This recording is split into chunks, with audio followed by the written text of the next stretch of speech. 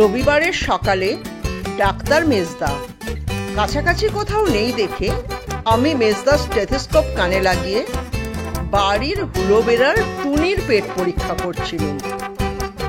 বেশ গুড়গুড় করে আওয়াজ হচ্ছে, মানে এতদিন ধরে যতগুলো নেংটি ইঁদুর আরশোলা টিকটিকি খেয়েছে তারা ওর পেটের ভেতরে ডাকাডাকি করছে বলে মনে হচ্ছিল। আমি টুনির পেট সম্পর্কে এইসব দারুণ দারুণ চিন্তা করছি। এমন সময় বাইরে থেকে টেনিদা ডাকলো, বেলা, কুইক কুইক। স্টেথোস্কোপ রেখে এক লাফে বেরিয়ে এলুম বাড়ি থেকে। কি হয়েছে টেনিদা? টেনিদা গম্ভীর হয়ে বললে, পুঁদিচ্ছেরি। মনে কোন রকম উত্তেজনা এলেই টেনিদা ফরাসি ভাষায় কথা বলতে থাকে। তখন কে বলবে স্রেফ ইংরেজির জন্যই ওকে তিনবার স্কুল ফাইনালে আটকে যেতে হয়েছে। আমি বললাম, পুঁদিচ্ছেরি মানে? মানে ব্যাপার অত্যন্ত সাংঘাতিক। এক্ষুনি তোকে আমার সঙ্গে যেতে হবে। ক্যাবলা কিংবা হাবুল সেন কাউকে বাড়িতে পেলুম না, তাই সঙ্গে তোকেই নিয়ে যেতে এসেছি। কোথায় নিয়ে যাবে? কালীঘাটে। কালীঘাটে কেন? আমি উৎসাহ বোধ করলুম। কোথাও খাওয়া টাওয়ার ব্যবস্থা আছে বুঝি? এটা দিন রাত খালি খাওয়ার চিন্তা। বলে টেনিদা আমার দিকে তাক করে চাটি তুলল। সঙ্গে সঙ্গে এক লাফে 3 হাত দূরে ছিটকে গেলুম আমি। মারামারি কেন আবার? কি বলতে চাও খুলেই বলো না। চাটিটা কষাতে না পেরে ভীষণ বেজার হয়ে টেনিদা বললে, বলতে আর দিচ্ছিস কোথায়? সমানে চামচিকের মতন চেক চেক করছিস তখন থেকে। হয়েছে কি জানিস? আমার পিস্তত ভাই ভোম্বলদার ফ্ল্যাটটা একটু তত্ত্বাবধান মানে সুপারভাইজ করে আসতে হবে। তোমার ভোম্বলদা কি করছেন? কম্বল গায়ে দিয়ে লম্বা হয়ে পড়ে আছেন? আরে না না, ভোম্বলদা, ভোম্বল বৌদি, মায় ভোম্বলদার মেয়ে ব্যাম্বি, সবাই মিলে ঝাঁসি না গোয়ালিয়র কোথায় বেড়াতে গেছে। আজই সকালে 10:30টার গাড়িতে ওরা আসবে। এদিকে আমি তো স্রেফ ভুলে মেরে বসে আছি। বাড়ির কি যে হাল হয়েছে কিচ্ছু জানি না। চল দুজনে মিলে এই বেলা একটু সাফ টাফ করে রাখি। শুনে পিত্তি জ্বলে গেল। আমি তোমার ভোম্বলদার চাকর নাকি যে ঘর ঝাড় দিতে যাব? তোমার ইচ্ছে হয় তুমি যাও।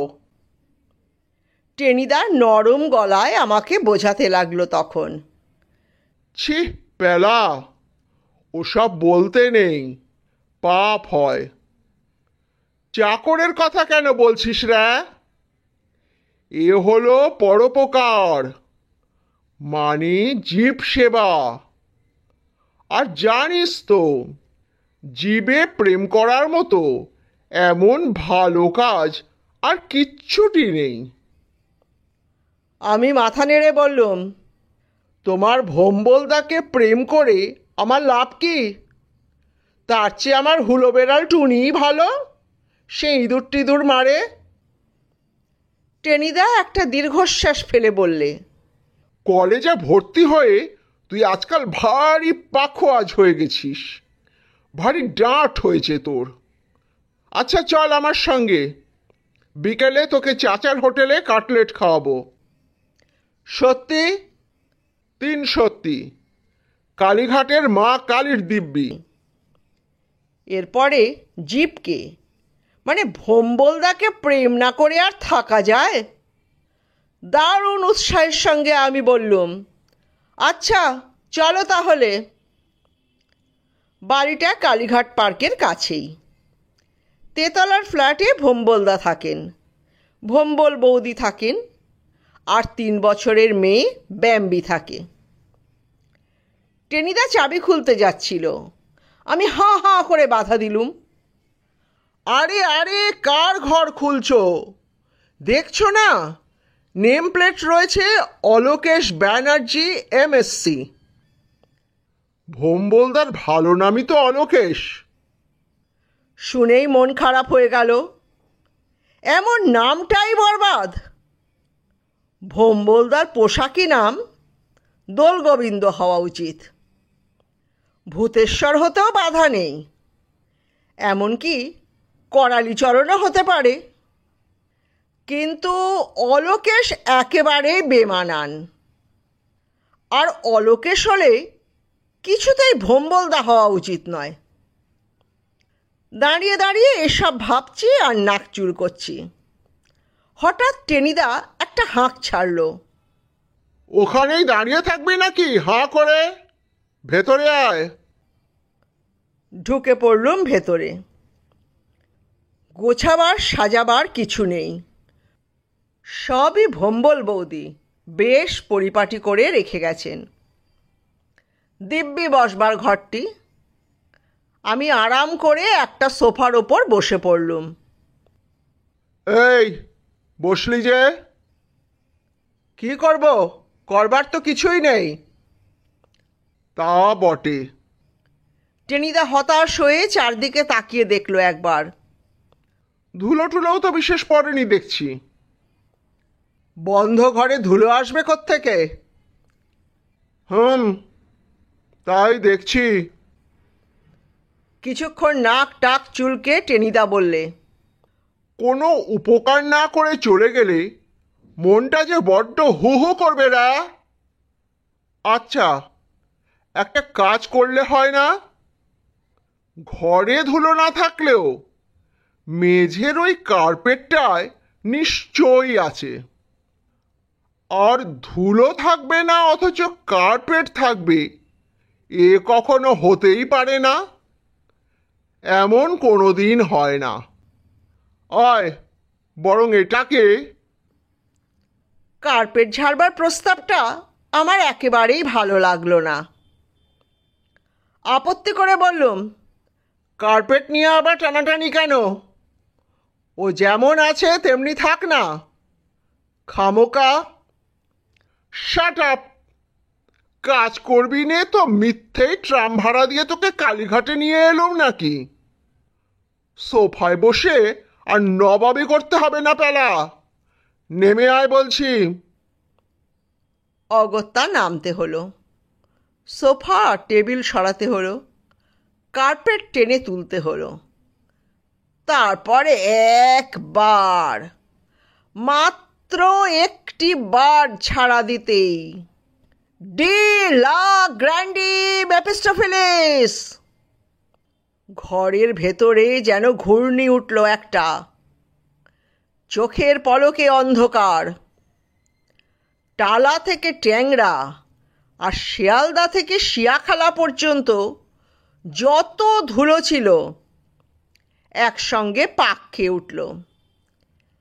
সেরেছে সেরেছে বলে এক বাঘা চিৎকার দিলুম আমি। তারপর 2 লাফে আমরা বেরিয়ে পড়লুম ঘর থেকে। নাকে ধুলো, কানে ধুলো, মুখে ধুলো, মাথায় ধুলো। পুরো 10টি মিনিট খাক খাক খাকা খাক করে কাশির প্রতিযোগিতা। এর মধ্যে আবার কোত্থেকে গোটা 2 আরশোলা আমার নাকের ওপর ডিগবাজি খেয়েও গেল। কাশি বন্ধ হলে মাথা টাথা ঝেড়ে মুখ ভর্তি কিচকিচে বালি নিয়ে আমি বললুম, এটা কি হলো টেনিদা? টেনিদা গাঁক গাঁক করে বললে, কেমন বেয়ারা হয়ে গেল রে। মানে এত ধুলো যে ওর ভেতর থাকতে পারে বোঝাই যায়নি। ইস, ঘরটার অবস্থা দেখছিস? হ্যাঁ, দেখবার মতোই চেহারা হয়েছে এবার। দরজা দিয়ে তখনও ধোঁয়ার মতো ধুলো বেরোচ্ছে। সোফা, টেবিল, টিপয়, বুককেস, রেডিও সব কিছুর ওপর নিট 3 ইঞ্চি ধুলোর আস্তর। ভোম্বল বৌদি ঘরে পা দিয়েই স্রেফ অজ্ঞান হয়ে পড়বেন। 2 হাতে মাথা চুলকোতে চুলকোতে টেনিদা বললে, ইহ, একেবারে নাইয়ে দিয়েছে রে।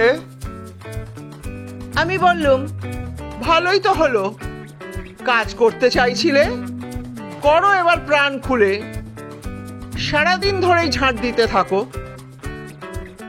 দাঁত খিচোতে গিয়েই বালির কিচকিচানিতে টেনিদা খপাত করে মুখ বন্ধ করে ফেলল। তা ঝাঁট তো দিতেই হবে, বাড়িতে এসে এই দশা দেখবে নাকি ভম্বলদা? আবার ঝাড়তে হবে কার্পেট? নিকুচি করেছে কার্পেটের, চল ঝাঁটা খুঁজে বের করি। ঝাঁটা আর পাওয়া যায় না, বসবার ঘরে নয়, শোবার ঘরে নয়, শেষ পর্যন্ত রান্নাঘরে এসে হাজির হলুম আমরা। আরে ওই তো ঝাঁটা। তার আগে জাল দেওয়া মিটসেফের দিকে নজর পড়েছে আমার। টেনিদা, কি হলো আবার? টেনিদা খ্যাক খ্যাক করে বললে, সারা ঘর ধুলোয় একাকার হয়ে রয়েছে, এখন আবার ডাকাডাকি কেন? আয় শিগগির, একটু পরেই তো ওরা এসে পড়বে। আমি বলছিলুম কি, কান দুটো একবার চুলকে নিয়ে জবাব দিলুম। মিটসেফের ভেতর যেন গোটা 3 ডিম দেখা যাচ্ছে। তাতে কি হলো? একটা মাখনের টিনও দেখতে পাচ্ছি। টেনিদার মনোযোগ আকৃষ্ট হলো। আচ্ছা, বলে যা। 2টো কেরোসিন স্টোভ দেখতে পাচ্ছি, 2 বোতল তেল দেখা যাচ্ছে। ওখানে শেলফের ওপর একটা দেশলাইও যেন চোখে পড়ছে। তারপর? আমি ওয়াশ বেসিনটা খুললাম। এতেও জল আছে, দেখতে পাচ্ছ তো? সবই দেখতে পাচ্ছি। তারপর? আমি আর একবার বাঁ কানটা চুলকে নিলুম। মানে সামনে এখন অনেক কাজ, যাকে বলে দুরহ কর্তব্য। ঘর থেকে ওই মনখানেক ধুলো ঝেঁটিয়ে বের করতে ঘণ্টাখানেক তো মেহনত করতে হবে। আমি বলছিলুম কি, তার আগে একটু কিছু খেয়ে নিলে হয় না? ধরো 3টে ডিম দিয়ে বেশ বড় বড় 2টো অমলেট হয়ে যাবে। ব্যাস ব্যাস, আর বলতে হবে না। টেনিদার জিপ থেকে সারাক করে একটা আওয়াজ বেরুলো। এটা মন্দ বলিসনি, পেট খুশি থাকলে মেজাজটাও খুশি থাকে। আর এই যে একটা বিস্কুটের টিনও দেখতে পাচ্ছি। পত্রপাট টিনটা টেনে নামালো টেনিদা, কিন্তু খুলেই মুখটা গাজরের হালুয়ার মতো করে বলল, ধ্যাৎ। কি হলো, বিস্কুট নেই? না, কতগুলো ডালের বড়ি, ছ্যা ছ্যা। টেনিদা বেজার হয়ে বললে, জানিস, ভম্বল বৌদি MA পাস, অথচ বিস্কুটের টিনে বড়ি রাখে। রাম! আমি বললুম, তাতে কি হয়েছে? আমার এলাহাবাদের সোনাদিও তো কি সব থিসিস লিখে ডাক্তার হয়েছে, সেও তো ডালের বড়ি খেতে খুব ভালোবাসে। রেখে দে তো সোনাদি। টেনিদা ঠক করে বড়ির টিনটাকে একপাশে ঠেলে দিয়ে বললে, বলি, মতলব কি তোর? খালি তক্কই করবি আমার সঙ্গে, না অমলেট টমলেট ভাজবি? আচ্ছা এসো তাহলে, লেগে পড়া যাক। লেগে যেতে দেরি হলো না। সসপ্যান বেরুলো, ডিম বেরুলো, চামচে বেরুলো, লবণ বেরুলো, লঙ্কার গুঁড়ো পাওয়া গেল খানিকটা। শুধু গোটা 2 পেঁয়াজ পাওয়া গেলেই আর দুঃখ থাকতো না কোথাও। টেনিদা বললে, ডি লা গ্র্যান্ডি, আরে ওতেই হবে। তুই ডিম 3টে ফেটিয়ে ফেল, আমি স্টোভ ধরাচ্ছি ততক্ষণে। অমলেট বরাবর খেয়েই এসেছি, কিন্তু কি করে যে ফেটাতে হয় সেটা কিছুতেই মনে করতে পারলুম না। নাকি ফোটাতে বলছে, তাহলে তো তা দিতে হয়, কিন্তু তা দিতে থাকলে ও কি আর ডিম থাকবে? তখন তো বাচ্চা বেরিয়ে আসবে, আর বাচ্চা বেরিয়ে এলে আর অমলেট খাওয়া যাবে না। তখন চিকেন কারি রান্না করতে হবে। আর তাহলে টেনিদা বললে, অমন টিকটিকির মতো মুখ করে বসে আছিস কেন রে ফেলা? তোকে ডিম ফেটাতে বললাম না? ফেটাতে বলছো মানে ফাটাতে হবে নাকি ফোটাতে বলছো? ফোটাতে আমি পারবো না, সব বলে দিচ্ছি তোমাকে। কি জ্বালা! টেনিদা খেকিয়ে উঠল। কোনো কাজের নয় এই হতচ্ছাড়াটা, খালি খেতেই জানি। ডিম কি করে ফেটাতে হয় তাও বলে দিতে হবে? গোড়াতে মুখগুলো একটু ভেঙে নে, তারপর পেয়ালায় ঢেলে চামচ দিয়ে বেশ করে নাড়তে থাক, বুঝেছিস? আরে তাই তো এতক্ষণে মালুম হলো আমার। আমাদের পটলডাঙ্গার দি গ্রেট আবার খাবো রেস্তোরাঁর বয় কেশটাকে অনেকবার কাঁচের গ্লাসে ডিমের গোলা মেশাতে দেখেছি বটে। পয়লা ডিমটা ভাঙতেই একটা বিচ্ছিরি বদ গন্ধে সারা ঘর ভরে উঠল। দোসরা ডিম থেকেও সেই খুশবু। নাক টিপে ধরে বললুম, টেনিদা, যাচ্ছে তাই গন্ধ বেরোচ্ছে কিন্তু ডিম থেকে। টেনিদা স্টোভে তেল ভরতে ভরতে বললে, ডিম থেকে কবে আবার গোলাপ ফুলের গন্ধ বেরোয়? নাকি ডিম ভাঙলে তা থেকে হালুয়ার সুবাস বেরোবে? নে, নিজের কাজ করে যা। পচা বলে মনে হচ্ছে আমার। তোর মাথার ঘিলুগুলোই পচে গেছে। টেনিদা চটে বললে, একটা ভালো কাজের গোড়াতেই তুই বাগড়া দিবি। নে, হাত চালা। তোর ইচ্ছে না হয় খাসনি, আমি যা পারি ম্যানেজ করে নেব। করো, তুমিই করো তবে। বলে যেই 3রা নম্বর ডিম মেজেতে ঠুকেছি, গল গল করে মেজে থেকে যে বস্তু বেরিয়ে এলো তার যে কি নাম দেব তা আমি আজও জানি না। আর গন্ধ, মনে হলো দুনিয়ার সমস্ত বিকট বদ গন্ধকে কে যেন ওর মধ্যে ঠেসে রেখেছিল। একেবারে বোমার মতো ফেটে বেরিয়ে এলো তারা। মনে হলো এক্ষুনি আমার দম আটকে যাবে।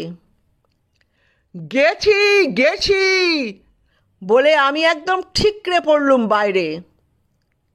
সেই দুর্ধর্ষ মারাত্মক গন্ধের ধাক্কায় বোঁ করে যেন মাথাটা ঘুরে গেল, আর আমি দেওয়ালে ঠেস দিয়ে বসে পড়লুম শিবনেত্র হয়ে।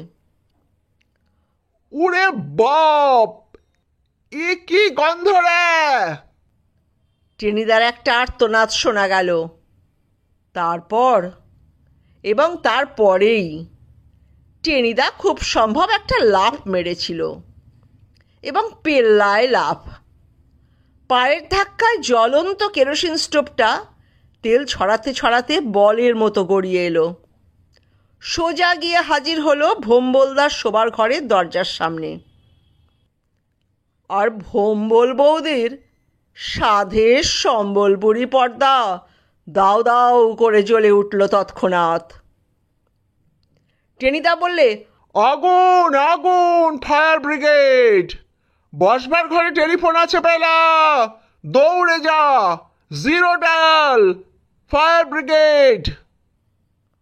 ঊর্ধ্বশ্বাসে ফোন করতে ঢুকেছি, সেই স্তূপাকার কার্পেটে পা আটকে গেল। হাতে টেলিফোনও তুলেছিলুম। সেইটে শুদ্ধই ধপাস করে রাম আছাড় খেলুম। ক্র্যাং কড়াত করে আওয়াজ উঠল। টেলিফোনের মাউথপিসটা সঙ্গে সঙ্গে ভেঙে দুটুকরো। যাক, নিশ্চিন্দি, ফায়ার ব্রিগেডকে আর ডাকতে হলো না। উঠে বসবার আগেই ঝাপাস ঝাপাস টেনিদা দৌড়ে বাথরুমে ঢুকেছে, আর 2 বালতি 15 দিনের পচা জল চৌবাচ্চা থেকে তুলে এনে ছুঁড়ে দিয়েছে সম্বলপুরি পর্দার ওপর। আধখানা পর্দা পুড়িয়ে আগুন নিবেছে, কিন্তু শোবার ঘরে জলের ঢেউ খেলছে। বিছানা পত্র ভিজে একাকার। খানিকটা জল চলকে গিয়ে ড্রেসিং টেবিলটাকেও সাফসুফ করে দিয়েছে। নিজেদের কীর্তির দিকে তাকিয়ে হাঁ করে দাঁড়িয়ে রইলুম আমরা।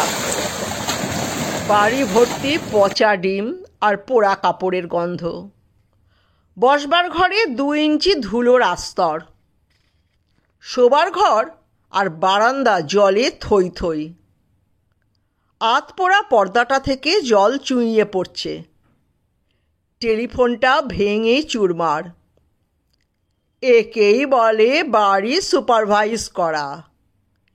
এর নামই জীবে প্রেম। ঠিক তখনই নিচ থেকে ট্যাক্সির হর্ন বেজে উঠল। ভ্যাপ!